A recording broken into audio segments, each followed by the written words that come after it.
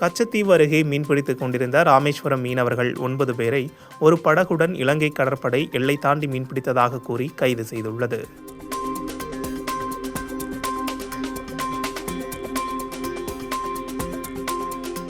மீன்பிடி அனுமதி சீட்டுடன் கடலுக்கு சென்ற நிலையில் கைது செய்யப்பட்டுள்ள சம்பவம் மீனவர்கள் மற்றும் அவர்களது குடும்பத்தினர் மத்தியில் அதிர்ச்சியை ஏற்படுத்தியுள்ளது.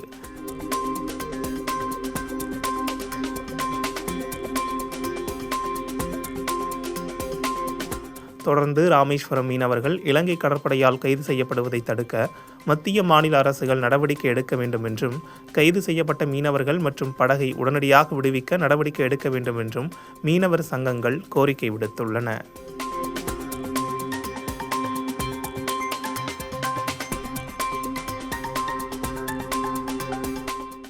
நேற்று அனுமதி சீட்டு வாங்கி கடலுக்கு சென்ற ஒரு படகையும் அதில் சென்ற 9 மீனவர்களையும் இலங்கை அரசு கைது செஞ்சிருக்கு. இது கண்டிக்கத்தக்க வேண்டிய ஒரு விஷயம். காலங்காலமா தொடர்ந்துகிட்டே இருக்கு இந்த இலங்கை அரசால இந்திய மீனவர்கள் கைது செய்யறது. குறிப்பா ராமேஸ்வரம் மீனவர்கள் தொடர்ச்சியா கைது செஞ்சுக்கிட்டு இருக்காங்க. இந்த ஸ்டேட்ல இருந்து கொஞ்சம் நிம்மதியா இருந்துச்சு. அன்னைக்கு ஒரு போட்டு முடி விட்டுருச்சு. போன கடலுக்கு முந்தின கடல் போன போட்டை வேலையில போன போட்டை பிடிச்சி வச்சுக்கிட்டாங்க. அடுத்து இன்னைக்கு மீன் பிடிக்க போன இரவு கடலுக்கு போன போட்டை பிடிச்சி வச்சுக்கிட்டாங்க. இந்த மத்திய மாநில அரசுகள் என்னன்னா செய்யுது? இந்த மீனவர்களை காப்பாத்துவாங்களா, காப்பாற்ற மாட்டாங்களா? இந்த தாவேக அரசு பெரிய வாக்குறுதி எல்லாம் கொடுத்தாங்க. மீனவர்கள் மேல இலங்கை அரசு இனிமே கைதே பண்ண மாட்டாங்க அப்படின்னு சொல்லி தொடர்ந்து பிடிச்சுக்கிட்டே இருக்காங்க. நாங்க எங்கதான் போறது? ஏன் இந்த மீனவனுடைய வாழ்வாதாரம் கம்ப்ளீட்டா இதோட அடிபடுது.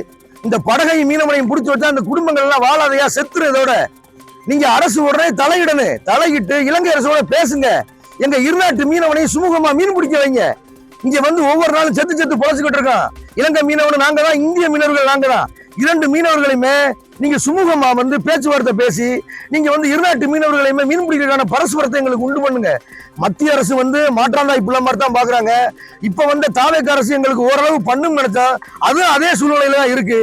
ஆகையால உடனே மத்திய அரசு அணுகி உடனே இலங்கை அரசோட பேசி இந்த படகையும் இந்த 9 மீனவனையும் மீட்கணும். இதுக்கு முன்னால முடிவெட்ட படகையும் அதுல 11 மீனவரையும் மீட்கணும். அதுக்கு முன்னால முடிவெட்ட அப்ப ஒட்டுமொத்த மீனவர்களையுமே படகை ரிலீஸ் பண்றதுக்கான வேலையை இந்த தாவேக அரசு பண்ணணும். அப்படி இல்லை அப்படிங்கன்னா நாங்க கடல்ல இறங்கி வீதியில இறங்கி போராட தயாராகிட்டு இருக்கோம்.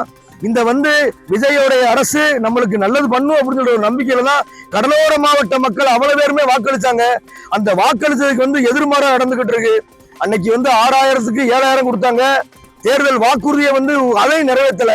ஆனா அதையும் மீனவர்கள் கண்டனம் தெரிவிச்சோம். ஆனா இன்னைக்கு மீனவர்களுடைய இந்த சிறைபிடிப்பு பெரும் கொந்தளிப்பா இருக்கு. ஆகையால இந்த மீனவனுடைய குடும்பத்தையும் இந்த மீனவனுடைய படகையும் காத்து இந்த மீனவரை காப்பாற்ற வேண்டியது அரசுடைய கடமை. அதை இதன் வாயிலாக நாங்கள் தெரிவிச்சுக் கொள்கிறோம். Karl Marx.